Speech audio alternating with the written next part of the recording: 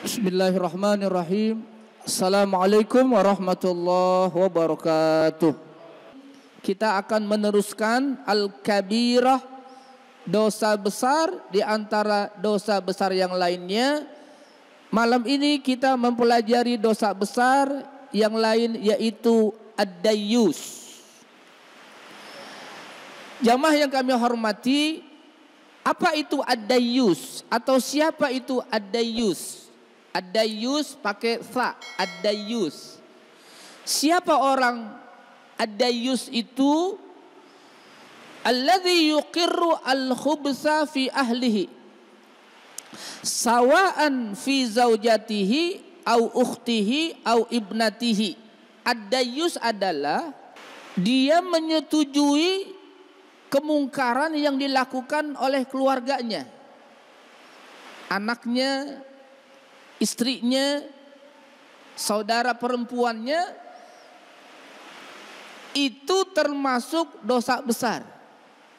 Seorang suami melihat istrinya melakukan kemungkaran, atau anak putrinya atau saudara perempuannya melakukan keburukan, kemungkaran, dan dia menyetujui kemungkaran itu termasuk dosa besar. Dan itu termasuk di dalam agama namanya ad-dayyus. Rasulullah sallallahu alaihi wasallam, Allahumma shalli wa sallim, beliau bersabda, salasatun qad harramallahu alaihim al-jannah. Ada 3 orang yang Allah haramkan surga. Mudminul khamri, orang yang minum khamar. Yang kedua, al-aqli walidayhi, enggak masuk surga orang yang durhaka kepada kedua orang tua. Fala taqul lahuma uff, janganlah kalian berkata kepada ayah dan ibu uff. Ucapan seperti itu sudah dosa.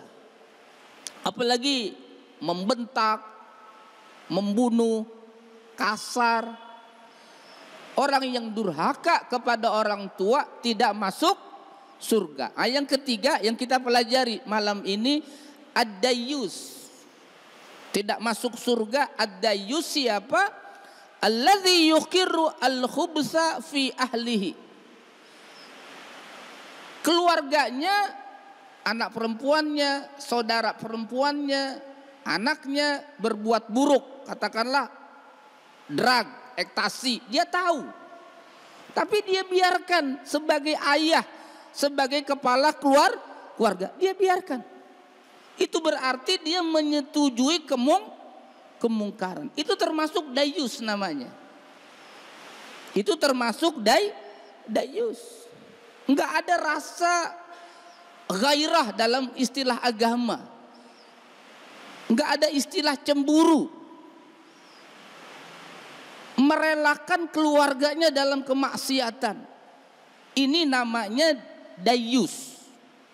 Alladzi yuqirru al-khubsa fi ahlihi, yastahsinu ala ahli, bahkan keluarganya yang berbuat keburukan dia menganggap itu sebagai sebuah kebaikan. Bahkan dia menjadikan keburukan itu dianggapnya sebagai sebuah kebaikan.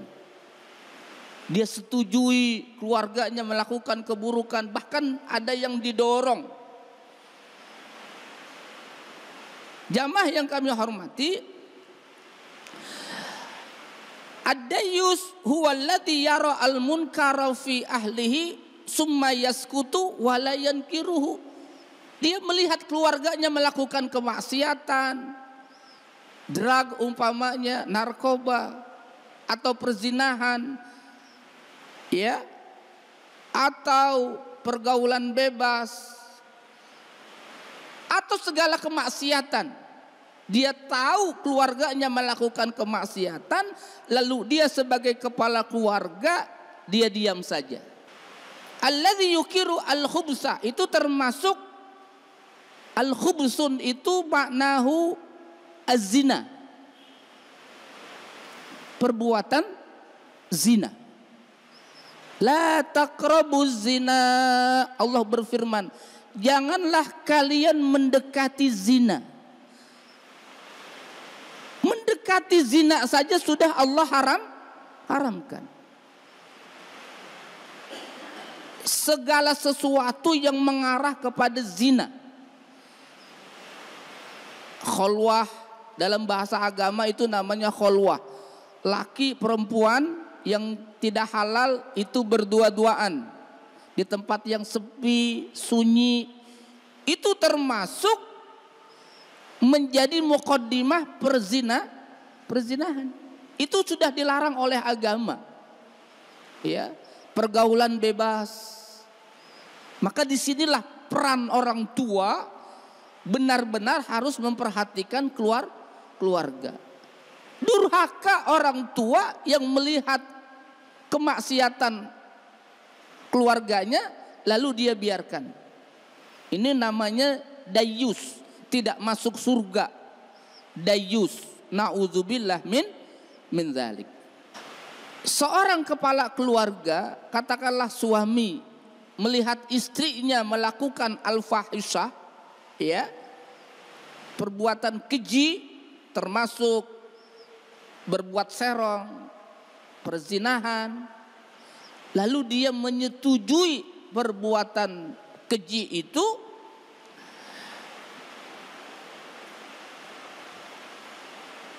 termasuk dayyus, itu termasuk suami dayyus. La ghairah lahu, enggak ada rasa cemburu. Ghairah itu karahatul qabaih wa bugduha, semestinya dia membenci kemaksiatan. Semestinya dia tidak suka kepada itu ghairah namanya. Ya, istrinya melakukan kemaksiatan, anaknya melakukan kemaksiatan, seharusnya kepala keluarga, ayah atau istri itu ada ghairah namanya. Ada kecemburuan. Maksudnya itu dia benci terhadap kemaksiatan. Kalau suami kepala keluarga yang tidak ada ghairah, itu namanya dayyus. Dan dayyus tidak masuk surga. Na'udzubillah min dzalik. Sementara pendidikan pertama itu sebelum di sekolah, sebelum di lingkungan, pendidikan yang pertama di mana? Di rumah. Maka seorang suami haram hukumnya membiarkan kemaksiatan yang dilakukan oleh keluarganya. Tidak sholat misalnya, tidak puasa, ya, tidak melakukan kewajiban, lalu dia tahu dan dia diam saja. Itu termasuk dayyus. Diancam oleh Allah, la yadkhulul jannah, tidak masuk surga dayyus. Di hari kiamat nanti dayyus la yanzurullahu ilaihi. Allah tidak melihat, Allah enggak kasih rahmat. Allah tidak masukkan dia ke dalam surga, tapi sebaliknya Allah akan masukkan dia ke dalam neraka jahannam. Wal iyadzu billah, na'udzubillah min dzalik. Wa yahussuhu alaihi wa yas'alahu fi tahsilihi. Wa lihadza kana dayyusu akhbatha khalqillah. Oleh karena itu dayyus itu adalah makhluk yang paling keji di muka bumi. Pertama, dia menyetujui kejahatan kemaksiatan yang dilakukan oleh keluarganya. Yang kedua, bahkan dia mendorong untuk melakukan kejahatan itu. Qala Ibnul Qayyim rahimahullah, wa min uqubatiz dzunub annaha tudfi'u minal qalbi naral ghairah. Mengapa orang tidak ada rasa cemburu ghairah kepada keluarganya yang melakukan kemaksiatan?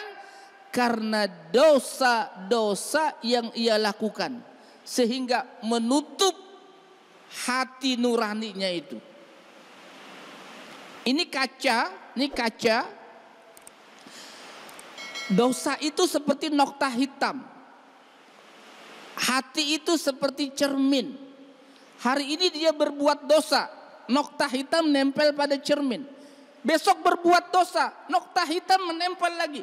Semakin banyak dosa yang dilakukan, semakin banyak maksiat, semakin banyak nokta-nokta hitam menempel di cermin itu.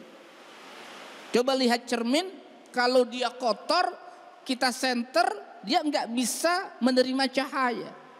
Jangankan memantulkan cahaya kepada orang, menerima cahaya saja dia tidak mampu, karena penuh dengan dosa. Orang kalau sudah kebanyak dosa, hatinya tertutup. Maka hati, ada istilah hati nurani. Itu hati yang ada cahaya. Dia bisa tertutup dengan dosa-dosa itu. Maka kata Nabi, innal qalba yasda'u kama yasda'ul hadid. Hati itu bisa berkarat sebagaimana berkaratnya besi. Maka bersihkanlah dosa, jauhkan dosa. Orang yang bergelimang dengan dosa, maka di hatinya sudah tidak ada cahaya nurani. Hatinya sudah tidak ada cahaya, sehingga tidak ada gairah di hatinya itu. Tidak ada kecemburuan. Keluarganya melakukan kemaksiatan. Mengapa? Disebabkan oleh dosa dan maksiat itu. Suami tidak ada gairah, ayah tidak ada gairah, maka otomatis lemah juga dia menjaga, lemah juga dia mengawasi, lemah juga dia memperhatikan keluarganya. Terserah keluarganya mau maksiat, terserah keluarganya melakukan kejahatan, dia tidak peduli. Ini berbahaya bagi sebuah warga apabila apabila suami lemah gairah. Ini bisa menimbulkan penyakit sosial. Maka sangat penting sekali perhatian ayah, perhatian seorang suami ya terhadap keluarganya. Mesti punya gairah namanya. Mesti punya gairah. Rasa cemburu, memburukan keburukan yang dilakukan oleh keluarganya itu. Walaqad jaa al-islamu mutammiman limakarimil akhlak. Islam datang untuk menyempurnakan akhlak. Innama buistu liutammima makarimal akhlak. Sesungguhnya aku diutus untuk menyempurnakan akhlak. Faja'ala al-ghairah min rakaiz al-iman. Ghairah itu menjadi rakizah, asas dasar sendi iman. Ghairah. Bal ja'alaha alamah ala quwwatil iman. Ghairah, ya, sifat cemburu kepada keluarga itu menjadi alamah ala quwwatil iman, kuatnya iman seseorang. Semakin tinggi kuat iman seseorang, semakin kuat gairahnya kepada keluarga. Semakin lemah iman seseorang, semakin lemah gairahnya. Tidak ada iman, tidak ada gairah. Jamaah yang kami hormati, wa kana adamul ghairah alamatun ala dhahabid diyanah. Hilangnya gairah, cemburu kepada keluarga alamatun ala dhahabid diyanah, tanda dari hilangnya agama. Wa ala suqut ar-rajulah, dan jatuhnya, rusaknya ar-rajulah, yaitu kepemimpinan. Ar-rijalu qawwamuna 'alan nisa. Orang laki, suami itu menjadi pemimpin untuk istrinya. Qawwamun. Maka ada kewajiban ayah, ada kewajiban suami bekerja, mencari nafkah yang halal. Dia cari kerja, cari rizki yang halal karena Allah. Dia nafkahkan istrinya, dia nafkahkan anaknya. Itu termasuk bagian dari berjihad di jalan Allah.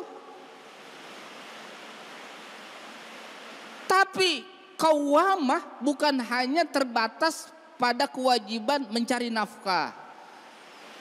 Bal ta'ni tahmilu al-mas'uliyah. Dia mesti punya al-mas'uliyah, punya rasa tanggung jawab sebagai pemimpin, sebagai ayah, sebagai suami, wal hifadz 'alal amanah, dan juga dia mesti menjaga amanah. Kullukum ra'in wa kullukum mas'ulun an ra'iyatihi. Setiap kalian, kata Nabi, itu pemimpin. Kullukum ra'in. Semakin besar cakupan kepemimpinannya, wilayah kepemimpinan, semakin besar tanggung jawabnya. Kullukum ra'in wa kullukum mas'ulun an ra'iyatihi. Dan kalian bertanggung jawab terhadap ra'iyah, kepemimpinan. Seorang ayah, dia pemimpin dalam sebuah keluarga. Seorang suami, dia pemimpin, dimintakan pertanggungjawaban terhadap kepemimpinannya. Kalau ayah, kalau suami sudah tidak ada gairah, rasa cemburu kepada keluarga, cuek dengan keluarga, nggak ada rasa peduli, tidak mencegah kemungkaran, kemaksiatan, maka tidak adanya ghairah itu tumitul qalba, itu bisa menjadikan hati menjadi mati, bisa mematikan hati. Kalau ayah suami sudah mencegah, sudah melarang, sudah melakukan kewajiban, anaknya, istrinya melakukan kemaksiatan, itu sudah lepas daripada tanggung jawab. Tapi terus berusaha, tidak berhenti. Makanya sebagai ayah untuk anak, ya, benar-benar itu cara mendidik itu harus betul-betul, ya, bagaimana dia bisa mendidik dengan baik.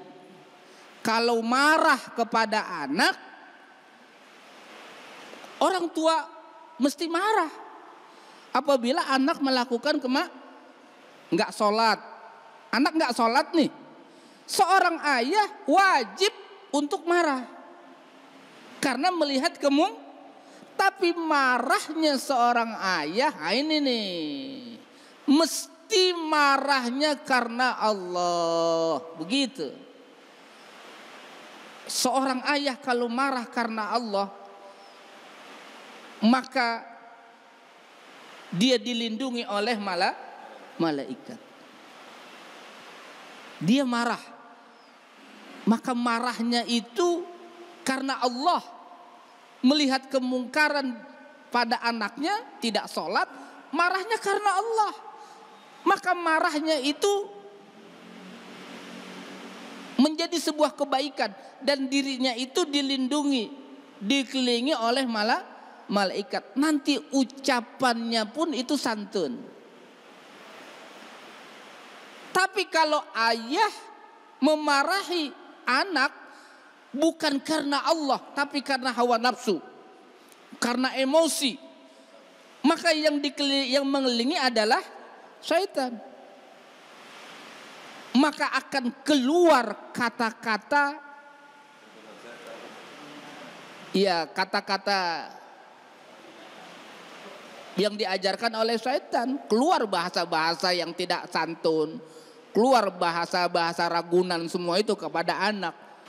Nah, sholat, nah Allah senang orang yang sholat, seperti itu. Hah? Hah? Terus besoknya juga begitu, sabar, sabar. Maka insya Allah berdoa di tengah malam, ya muqallibal qulub, sabbit qalbi, sabbit qulubana ala dinika. Dia berdoa kepada Allah di samping dia ikhtiar.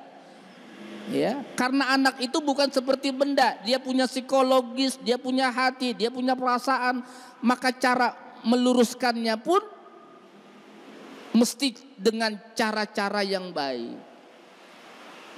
Marahnya karena Allah, kata-katanya santun, ya bunaya wahai ananda, maka nanti anak itu ketika menerima pendidikan hatta marahnya seorang ayah, dia akan menerimanya dengan baik. Karena diawali marahnya karena Allah. Makanya kalau kita marah, pakai sholawat dulu, pakai bismillah dulu, pakai auzu dulu. Hah? Iya.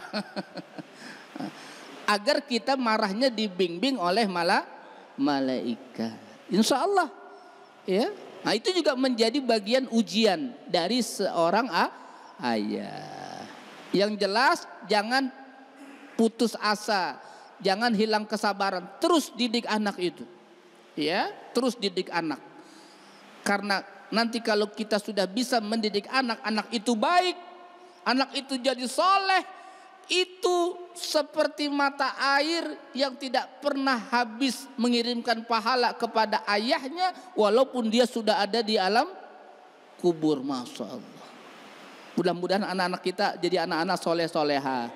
Amin ya rabbal alamin. Jamaah yang kami hormati, walidza kana yuzamu fahuwa mahrumun min dukhulil jannah. Oleh karena itulah adamul ghairah, dayus, ya, itu dikecam, itu dicela oleh agama, dan dayus mahrumun min dukhulil jannah, diharamkan untuk masuk surga. Ya ayyuhalladzina amanu qu anfusakum wa ahlikum nara. Wahai orang-orang yang beriman, pesan Allah, ku anfusakum, jagalah dirimu. Nah, belum titik tuh. Ku anfusakum wa ahlikum, ada wau ataf, dan jagalah dirimu, wa ahlikum, dan keluargamu, anak, istri, ya, naro, dari api neraka.